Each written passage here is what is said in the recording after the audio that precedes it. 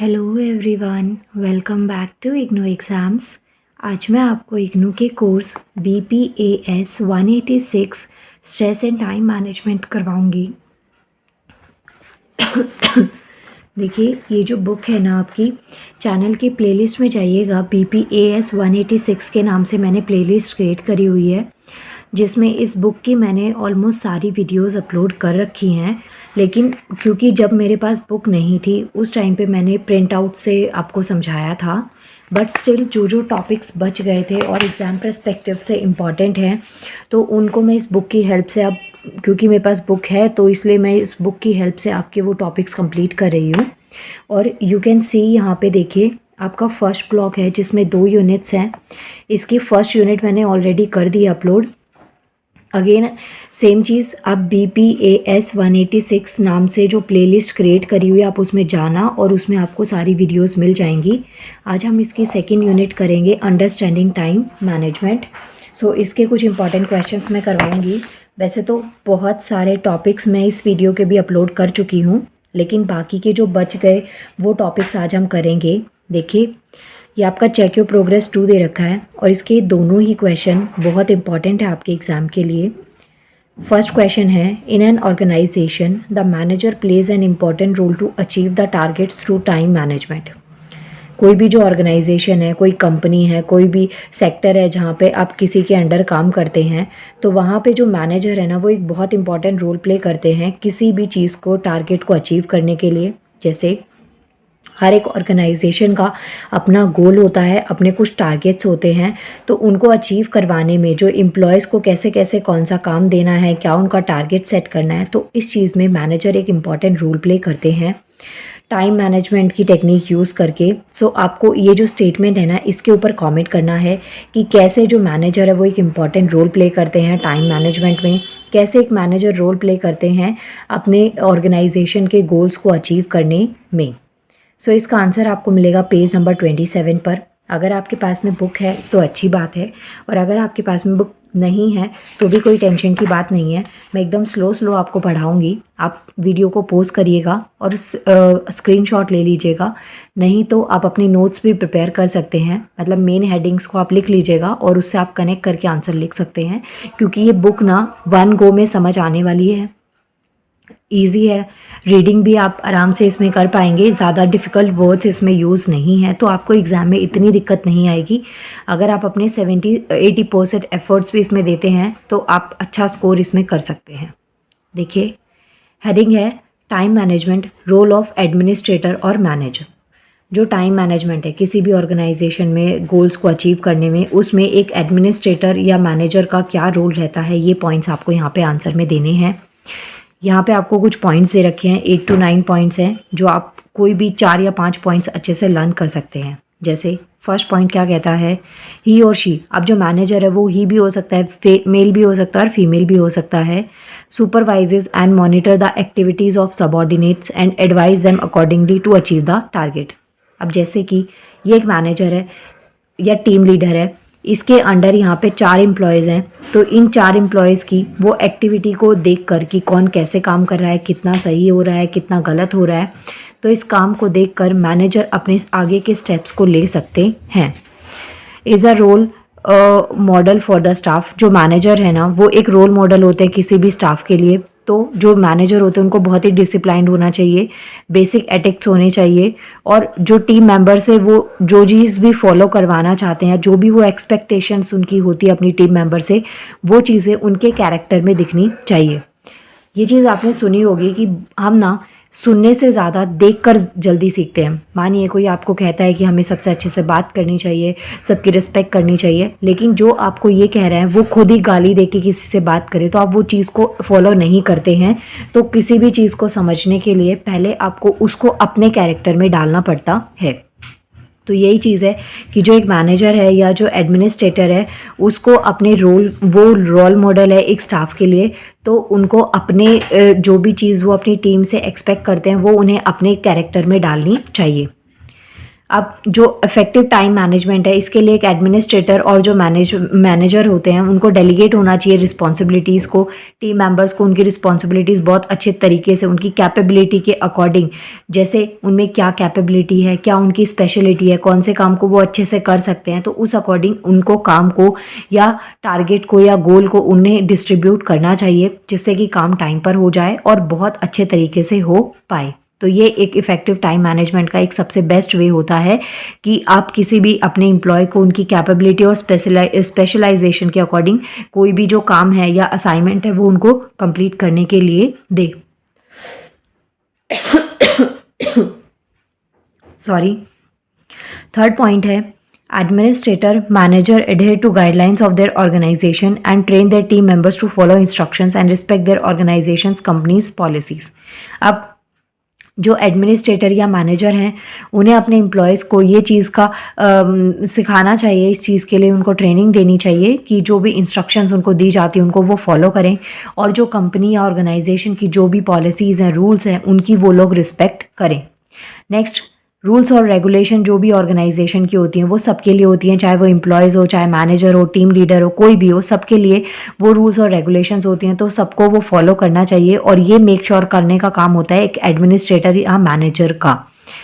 इसके अलावा जैसे बहुत सारे जो ऑर्गेनाइजेशंस होते हैं वहाँ पे जो डेस्क है या फिर जो भी आपने फाइल्स वगैरह फोल्डर्स वहाँ पे रखी हुई हैं उसको प्रॉपर तरीके से अरेंज करना, क्योंकि जब सब कुछ मैसी सा होता है ना तो आपको चीज़ें टाइम पे नहीं मिलती है, जिसमें आपका टाइम बहुत ज़्यादा वेस्ट हो जाता है।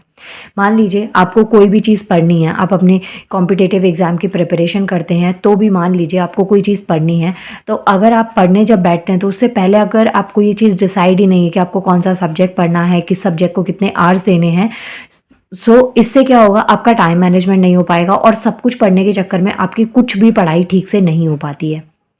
यही चीज़ यहाँ पे आपको समझा रखी है कि जो भी डेस्क होता है उसको मैनेज करना बहुत ज़रूरी होता है, उसको प्रॉपरली सेट करना बहुत ज़रूरी होता है। जो भी फाइल्स हैं, फोल्डर्स हैं, जो नेसेसरी हैं, इंपॉर्टेंट है, उनको आगे रखना, जो ज़्यादा इंपॉर्टेंट नहीं है उनको अगर नीचे भी रख दिया जाए तो कोई दिक्कत नहीं है।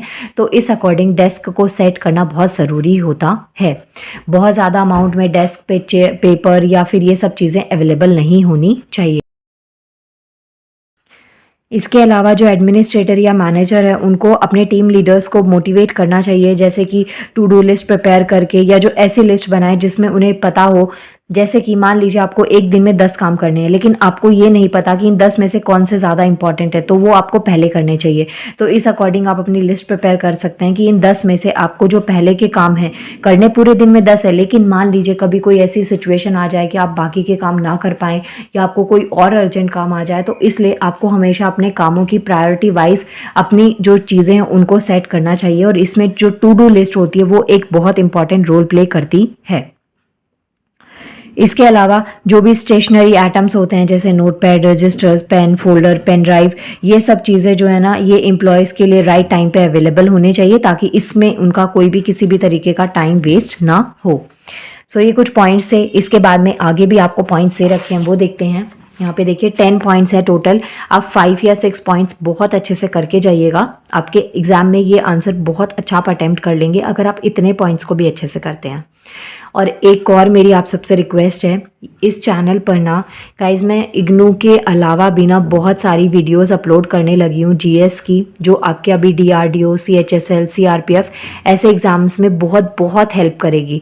और ट्रस्ट में आप उन वीडियोस को रेगुलर देखिए, आपका बहुत सारा सिलेबस उनकी हेल्प से कवर अप हो जाएगा। तो अगर आप फर्स्ट टाइम इस वीडियो को देख रहे हैं तो आप मिशन जॉब नाम से मैंने प्लेलिस्ट क्रिएट करी हुई है जिसमें आपको जीएस की सारी वीडियोस मिल जाएंगी, और उनको जितना मैक्स टू मैक्स हो सकता है आप प्लीज़ शेयर करिएगा।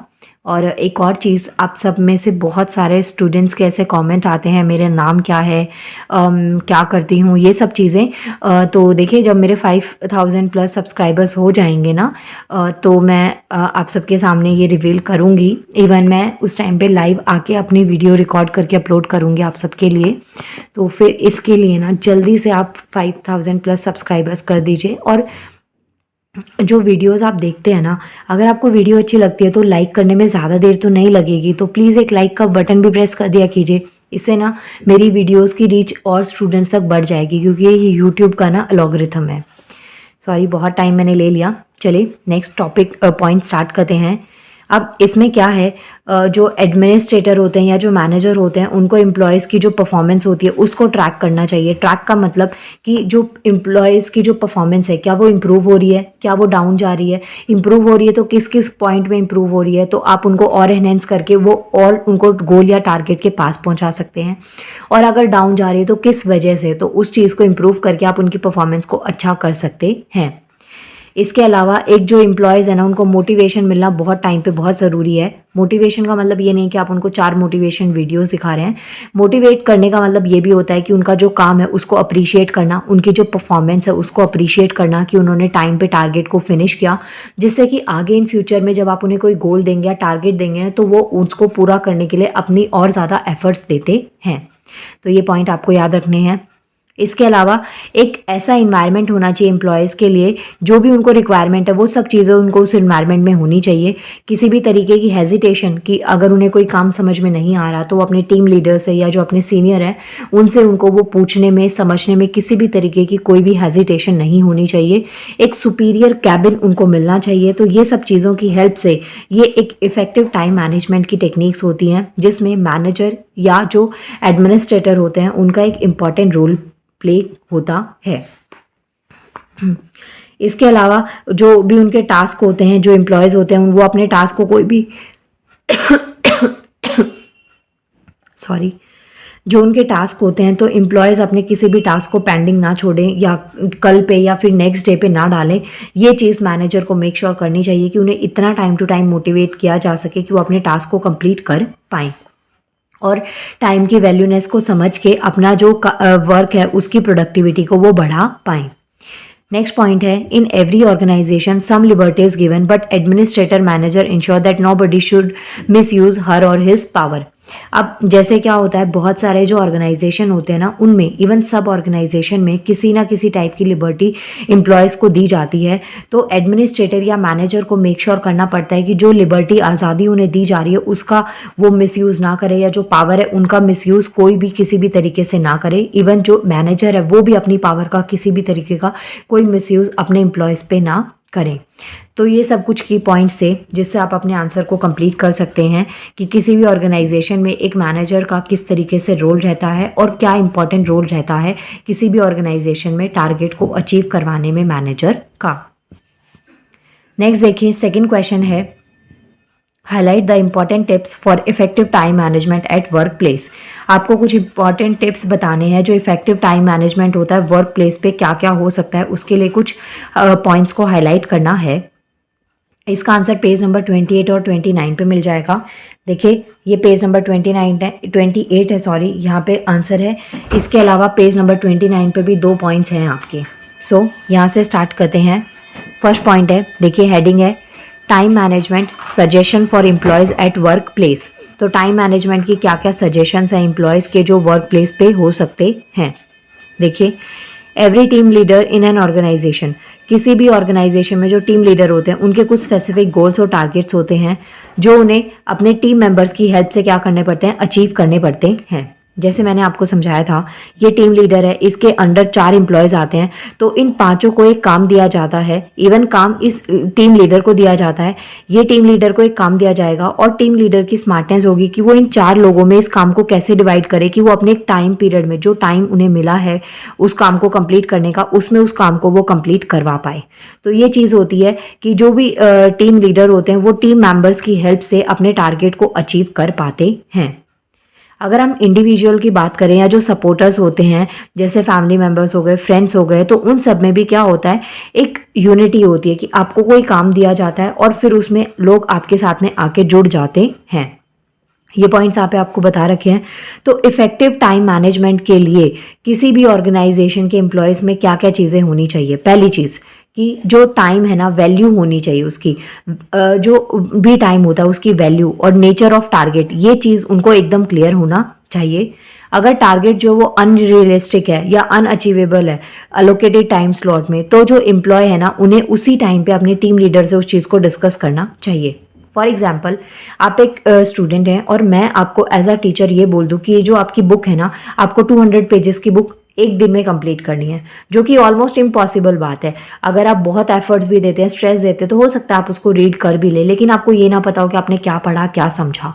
तो जब ऐसे अनरियलिस्टिक गोल्स होते हैं ना, कि आपको कोई टाइम पीरियड से ज़्यादा काम दे दिया जाए, बर्डन आपके ऊपर आ जाए और वो काम आप उस टाइम पे अचीव नहीं कर सकते, तो उस टाइप के काम के लिए ऑन द स्पॉट आपको अपने टीम लीडर से बात करनी ज़रूरी हो जाती है, ताकि वो उस काम को वहीं पे क्या हो जाए, कम कर दिया जाए या फिर आपको दूसरा काम दे दिया जाए। नेक्स्ट है, जो एवरी ऑर्गेनाइजेशन होता है उनको एक लॉयल एम्प्लॉयज़ की ज़रूरत होती है, जो कि फुली डेडिकेटेड हो, डिवोटेड हो और उनके अंदर अपने काम के लिए बहुत ज़्यादा लॉयल्टी हो। मतलब ऐसा नहीं है कि टीम लीडर सर पे है तभी आप काम करेंगे, बिना टीम लीडर के भी आपको अपना काम अच्छे तरीके से कंप्लीट करना है। ऐसी लॉयल्टी एक एम्प्लॉयज़ के अंदर होनी चाहिए और ऐसे एम्प्लॉयज़ की ज़रूरत हर एक ऑर्गेनाइजेशन को होती है।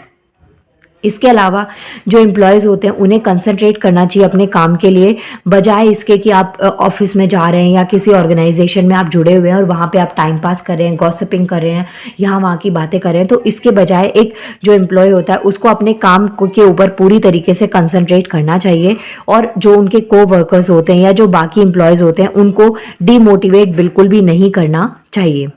नेक्स्ट पॉइंट आता है, inculcate the habit of punctuality and discipline to complete the target within the stimulated time frame. सबसे इंपॉर्टेंट चीज़ होती है पंक्चुअलिटी, कि आप टाइम को लेके कितना पंक्चुअल हैं, आपका जो ऑफिस टाइम है उस पर आप कितने टाइम पर पहुंचते हैं, और जो आपको टारगेट्स दिए जाते हैं उसको आप कितने पर्टिकुलर टाइम में अचीव करते हैं। और डिसिप्लिन हर चीज़ के लिए बहुत इंपॉर्टेंट होता है। लाइफ में सक्सेस का सबसे सिंपल मंत्रा जो होता है ना, वो यही होता है कि आप कितने कंसिस्टेंट हैं और कितने डिसिप्लिन में आप उस काम को करते हैं। और इसके अलावा जो एम्प्लॉयज़ होते हैं उनको अपनी जो फ्रिक्वेंट लीव्स होती हैं, अननेसेसरी आप लीव ले रहे हैं मूवी के लिए, घूमने फिरने के लिए, जहाँ पे ज़रूरत भी नहीं है, और ऑन द स्पॉट आप लिए जा रहे हैं लीव्स अननेसेसरी बहुत एक्सेस में, तो वो जो फ्रिक्वेंट लीव्स होती हैं उनको अवॉइड करना चाहिए और अपने काम के ऊपर पूरी तरीके से फोकस होकर आपको अपना बेस्ट एफर्ट देने चाहिए। नेक्स्ट पॉइंट है, an employee should be clear about her और कैपेबिलिटीज़ एंड प्रायोरिटी। हर एक एम्प्लॉय को जो उनकी कैपेबिलिटी और प्रायोरिटीज़ होती हैं उसके लिए एकदम क्लियर होना चाहिए। ऐसा भी नहीं होना चाहिए कि एक एम्प्लॉय बहुत ओवरबर्डन हो। उस टाइम पे जब भी एज अ एम्प्लॉय आपको फील हो कि आप ओवरबर्डन है, आपके ऊपर काम बहुत ज़्यादा है, प्रेशर बहुत ज़्यादा है, तो उसके लिए आपको अपने टीम लीडर से ऑन द स्पॉट बात करनी चाहिए, या जो आपके को वर्कर्स होते हैं उनके साथ अपनी प्रॉब्लम को डिस्कस करना चाहिए, बजाय इसके कि आप स्ट्रेस लेके बैठ जाए, क्योंकि फिर उससे कोई भी काम अच्छे से नहीं हो पाता है। तो ये एक एम्प्लॉय में ये सब क्वालिटीज़ होनी चाहिए, क्योंकि कोई भी सुपर वुमेन या सुपरमैन नहीं होता कि वो सब कुछ अपने आप ही कर ले। हर किसी को अपने काम को थोड़ा बहुत डिस्ट्रीब्यूट, अपने अकॉर्डिंग आप जितना प्रेशर ले सकते हैं उस अकॉर्डिंग आपको काम करना अच्छे से आना चाहिए। नेक्स्ट पॉइंट है, self organization is key to success, so arrange important files. आपको क्या करना चाहिए, डेस्क को मेंटेन करना बहुत ज़रूरी है। ये मैंने आपको पहले पॉइंट में भी बताया था कि जो भी आपकी इंपॉर्टेंट फाइल्स है, डॉक्यूमेंट्स है, विजिटिंग कार्ड्स है, उनको आपको अपने प्रॉपर प्लेस पे रखना चाहिए, ताकि जब आपको उनकी ज़रूरत हो तो आपको अपने हैंड की डिस्टेंस पे ये सारी चीज़ें मिल जाएं। इससे आपका टाइम सेव होगा, और जब टाइम सेव होता है तो आप अपने काम पे अच्छे तरीके से फोकस कर पाते हैं। इसके अलावा हमेशा एक नोट पैड या पेन को अपने हाथ में रखें जब आप मीटिंग्स में होते हैं, जिससे कि आपके जो भी इंपॉर्टेंट की पॉइंट्स होते हैं या कोई भी काम होता है, टारगेट होता है, वो आप अपने उसके ऊपर नोट कर सके और आप अपने टाइम को अच्छे तरीके से यूटिलाइज कर पाएँ। किसी भी तरीके की जो अवॉइड होती है उसको उस डिस्ट्रैक्शन को अवॉइड करना बहुत ज़रूरी होता है, जैसे फ़ोन कॉल्स हो गई, मैसेजेस हो गए, व्हाट्सएप मैसेजेस हो गए, या कोई भी जो डिस्ट्रैक्शन होती है जो आपके काम के बीच में आए, उस टाइम पे उस चीज़ को आपको अवॉइड करना बहुत ज़रूरी हो जाता है। और अगर जैसे आप कॉल्स भी इंपॉर्टेंट होती हैं, कई बार फैमिली की, किसी इंपॉर्टेंट फ्रेंड की, किसी भी इंपॉर्टेंट चीज़ के लिए कॉल आ जाए तो वो आपका रिसीव करना मैंडेटरी है, लेकिन आपको अपना टाइम पीरियड को ध्यान रखना चाहिए। ऐसा नहीं है गॉसिपिंग में टाइम ही भूल जाएं और फिर एक दिन का काम आपको दूसरे दिन के काम के साथ में बर्डन में उस काम को कंप्लीट करना पड़े।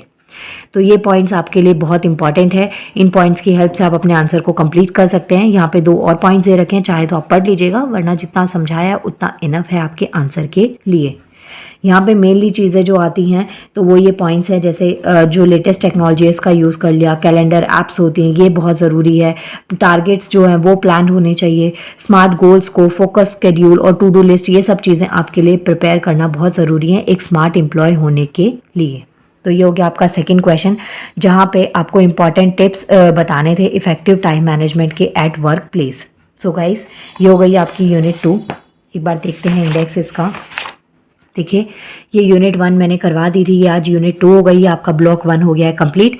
नेक्स्ट यूनिट में हम ब्लॉक 2 स्टार्ट करेंगे, stress and poor time management. और याद रखिएगा वीडियो को शेयर करना है जितना मैक्स टू मैक्स कर सकते हैं, और लाइक कर दीजिएगा, और इसके अलावा बेल आइकन को प्रेस भी कर लीजिएगा जिससे कि आपको वीडियोज़ की नोटिफिकेशन टाइम टू टाइम मिलती रहे। नाउ मिलते हैं नेक्स्ट वीडियो में। Thank you so much.